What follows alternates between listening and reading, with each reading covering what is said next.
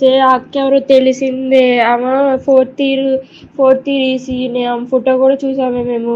ఆ అక్క అంటుంది రండి చూసుకుందాం, విత్ ప్రూఫ్లు కూడా ఉన్నాయి అని చెప్పి తెగిచ్చి చెప్పేస్తుంది. గ్రౌండ్ ఫ్లోర్, పై ఫ్లోర్ ఏదేదో అంటున్నారే. భయం వేస్తుంది. 2 months నుంచి పెడుతున్నారంట. 300 వీడియోలు బయటకు వచ్చినాయంట. ఆ అక్క ఏమనట్లేదు. దేరంటే రండి చూసుకుంటాం అంటుంది. అందరు ఏడుతున్నారు. మాకు భయం వేస్తుంది. మా ఫ్లోర్ లోనే పెట్టారంట. ఏడుపు వచ్చేస్తుంది. చచ్చిపోదాం అనిపిస్తుంది బాబు. మేడంకి చెప్తేనేమో అదేంటి బయటకు వస్తే డ్రగ్స్ కేసులో ఇరికిస్తాము అలా ఇలా మాట్లాడుతున్నారే మేడమ్స్ ఏమో.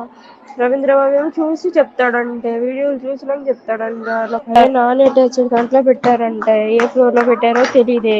ఇప్పుడు 300 వీడియోలు అయితే బయటకు వచ్చినాయని మాత్రం అంటున్నారు. సీనియర్స్ ధర్నా చేస్తున్నారు. సీనియర్స్ ఏమో గొడవ పడుతున్నారు.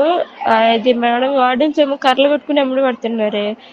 కానీ సీనియర్స్ చాలా మంది ఏడుస్తున్నారే. 300 వీడియోలు 2 నెలల నుంచి జరుగుతుందంట. ఆ పిల్లేమో పొలిటీషియన్స్ అంట. మరి తెలియట్లా, అందుకనే భయపడుతున్నారు ఎవరైనా అడగడానికి. అంటే ఫేక్ న్యూస్ అంటున్నారే. ఫేక్ న్యూస్ చూసి చెప్తాం, ఏ మాటలు మాట్లాడుతున్నాం. అదే ప్లీజ్ ఎవరన్నా, ఎవరి దగ్గరన్నా వీడియో ఉందో కనుక్కోండి. ఇక్కడ వీడియో ప్రూఫ్ చూపిస్తేనే మాకు మమ్మల్ని పట్టించుకుంటారండి, లేకపోతే పట్టించుకోరండి.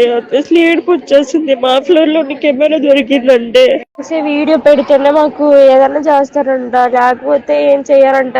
అడుగుతుంటే కూడా కర్రలు పెట్టి కొడుతున్నారే. అంత ఉందే హాస్టల్లో ఇప్పుడు మా సిచ్యువేషన్. అందరు ఏడుస్తున్నారు.